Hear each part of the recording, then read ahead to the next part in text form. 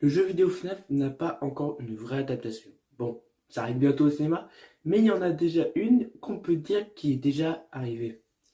Oui, c'est disponible sur Amazon et on va parler de Willy's Wonderland. And here with him. It's your birthday, and we want you to have fun. It's your birthday, so let's party. It's birthday time. I enjoy a man a few words. Yo tout le monde, c'est Anthologie, j'espère que vous allez bien. On se retrouve aujourd'hui pour la critique de Willy's Wonderland. Donc Willy's Wonderland est sorti le 12 février 2021 en VOD en France, réalisé par Kevin Willis et produit par Lambda Far Entertainment, JD Entertainment et Saturn Film, et c'est avec Nicolas Cage. Donc Willy's Wonderland, de quoi ça parle? On suit l'histoire d'un mec sans parole. Alors, dites-moi pas, parce qu'il a vraiment pas de parole, il a vraiment pas de texte. Un mec qui ne parle pas, qui a vu ses pneus crever, et un mec vient le voir en disant que si il nettoie le Willy's Wonderland en entier toute la nuit, il aura le lendemain sa voiture flambant neuf. Mais vous savez très bien que ça va pas se passer comme prévu. Alors déjà de une, pourquoi je disais en intro que c'était une adaptation assez fidèle de Je précise avant de lancer cette critique du film pur et dur, c'est que je n'ai jamais joué à un seul Five Nights at Freddy's. Véronique fait un infarctus. Même si je respecte ceux qui l'aiment, parce que j'aimerais bien au moins essayer, même faire des lives sur ça. D'ailleurs, suivez-moi sur Twitch. Je reprends les lives, bref. Mais j'aimerais bien essayer. Mais malheureusement, je ne peux pas, parce que je préfère m'acheter des jeux genre The Last of Us, où je sais très bien que...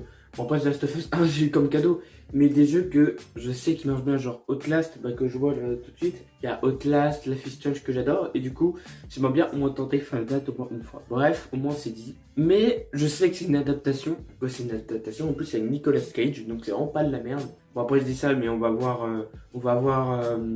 le mec de Scream dans la vraie adaptation qui s'appelle Matthew Lillard. Voilà, chercher son nom. On va voir Matthew Lillard, donc en vrai, c'est un grand truc aussi. Bref, on parle de Willy's Wonderland. Et Willy's Wonderland, je savais déjà que c'était une adaptation parce que ça se voit rien qu'au vrai synopsis sur Amazon, que du coup c'est des animatroniques qui bug. Mais l'histoire autour de Willy's Wonderland, je crois, si je dis pas de conneries, que c'est pas la même chose. C'est pas la même chose que FNAF. Je vais pas en dire plus pour pas... je vais pas trop en dire pour pas vous spoiler, bien évidemment. Mais en général, c'est une bonne adaptation. Si Five Nights at Freddy's aurait eu une adaptation, ça aurait été celle-ci. Parce qu'en vrai, c'est je pense pour l'instant la plus fidèle, la plus... Comment expliquer? La plus fidèle, clairement. Il respecte le matériau d'origine beaucoup plus que vous le pensez. Mais je sais pas pourquoi, j'ai bien aimé tout ce qu'il y a autour du film, tout autour de l'histoire, voilà, je vais pas en dire. Mais la réalisation est très bien. Il y a quelques plans, je sais pas comment ça se prononce, mais quelques plans coupés, un truc comme ça. Il y a beaucoup de petites idées qui sont très cool, je trouve. Qui sont très cool, beaucoup de plans. C'est très cool. Mais les scènes de combat, ça peut donner la gerbe. Parce que la caméra, elle bouge dans tous les sens. Heureusement que le montage, il est pas épileptique. Genre, toutes les 5 secondes, il y a une coupure. Parce que sinon, il y en aurait plus d'un qui aurait fait une crise d'épilepsie. Mais sinon, en termes général, c'est un bon film, pas d'horreur, mais un bon film de divertissement. Où tu vois un mec tuer des animatroniques. Donc voilà, si vous êtes friand de ces genres de films, allez-y, parce qu'en vrai c'est très cool. Il y a par contre, il y a une scène, je vais pas vous le mettre parce que sinon ça spoil, qui pour moi est très drôle, même si elle est conne mais en même temps très drôle.